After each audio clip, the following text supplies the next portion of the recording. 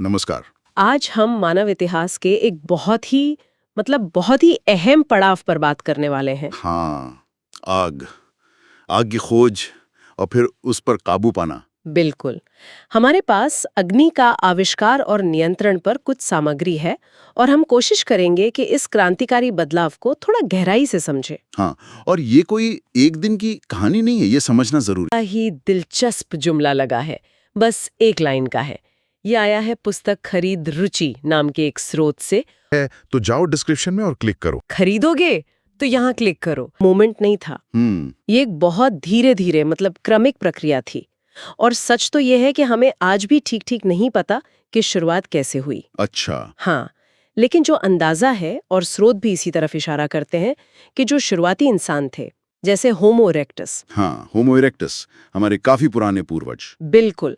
तो उन्होंने शायद पहले प्रकृति में जो आग मौजूद थी उसका इस्तेमाल करना सीखा होगा। प्राकृतिक आग आप कह रही हैं, जैसे जंगल की आग या शायद बिजली गिरने से।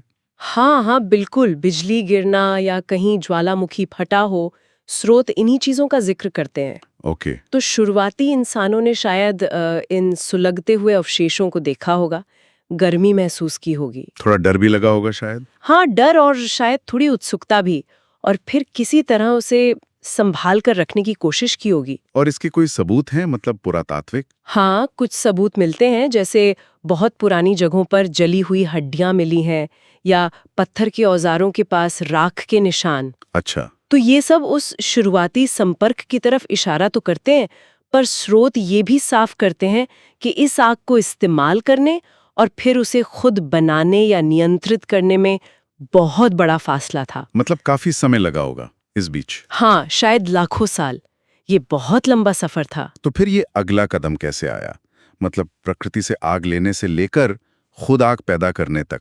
हाँ, ये एक बहुत बड़ी छलांग थी। स्रोत बताते हैं कि ये वाकई एक बड़ा माइलस्टोन था। और तरीके क्या थे? स्रोत कुछ बताते हैं इस बारे में? हाँ, जैसे शायद अलग-अलग जगहों पे अलग-अलग तरीके विकसित हुए होंगे।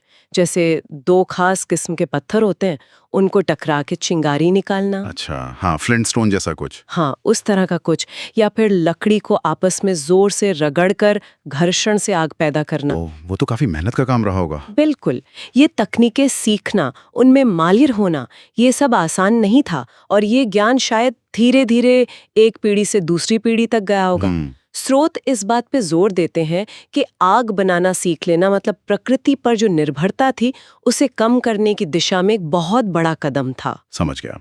तो पहले देखा, फिर इस्तेमाल किया और फिर बनाना सीखा। और यहाँ से चीजें वाकई दिलचस्प हो जाती हैं। हाँ, कि इस एक चीज ने, आग पर काबू पाने ने आखिर बदला क्या क्या? क्या कहते हैं स्रोत इसके असर के बारे में? असर तो बहुत गहरे और बहुत दूर तक जाने वाले थे। स्रोत बताते हैं कि ये सिर्फ रात में रोशनी या ठंड से बचना नहीं था, नहीं। उससे भी ज्यादा। हाँ, बहुत ज्यादा। शायद सबसे बड़ा बदलाव था खाना पकाने की क्षमता। खाना पकाना, हाँ, ये तो बहुत बुनियादी लगता है। हाँ, पर सोचिए, स्रोत बताते हैं कि पका हुआ खाना न सिर्फ ज्यादा सुरक्षित था, मतलब कीटाणु मर जाते थे, सही। बल्कि उसे चबाना और पचाना भी आसान हो गया। अच्छा, हाँ। तो शरीर को ज्यादा पोषण, ज्यादा ऊर्जा मिलने लगी। और कुछ सिद्धांत तो ये भी कहते हैं कि इसी अतिरिक्त ऊर्जा ने हमारे पूर्वजों के दिमाग के विकास में भी मदद की होगी। अरे वाह, मतलब आग ने सीधे सीधे हमारे शारीरिक विकास पर भी असर डाला। हाँ, संभवतः ये एक, आप कह सकते हैं, क्रांतिकारी बदलाव था। और सामाजिक जीवन, उस पर क्या असर हुआ होगा? उस पर भी बहुत असर पड़ा। स्रोत बताते हैं कि आग एक सुरक्षा कवच बन गई, जंगली जानवरों को दूर रखने के लिए। हाँ, ये तो है। फिर इसने दिन के उजाले के घंटों को जैसे बढ़ा दिया, मतलब शाम होने के बाद भी काम करना या साथ बैठना मुमकिन हुआ। अच्छा। हाँ, अंधेरे का डर कम हुआ होगा। बिल्कुल। और आग के चारों ओर इकट्ठा होना, वो शायद शुरुआती मानव समुदायों के लिए एक बहुत जरूरी गतिविधि बन गई होगी। एक सेंटर पॉइंट जैसा। हाँ, जहाँ बैठकर सामाजिक बंधन मजबूत हुए होंगे, कहानियां कही सुनी गई होंगी, आगे की योजनाएं बनी होंगी।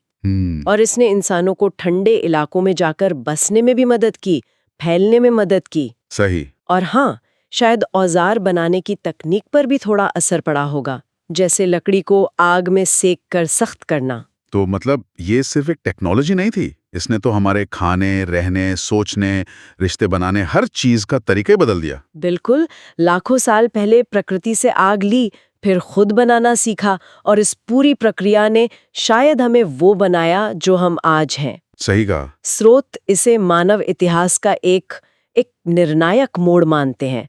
आग पर काबू पाना सिर्फ एक सहूलियत नहीं थी, नहीं। ये इस ग्रह पर मानव प्रजाति के आगे बढ़ने की और हावी होने की उसकी नींव रखने वाले सबसे जरूरी कारकों में से एक था।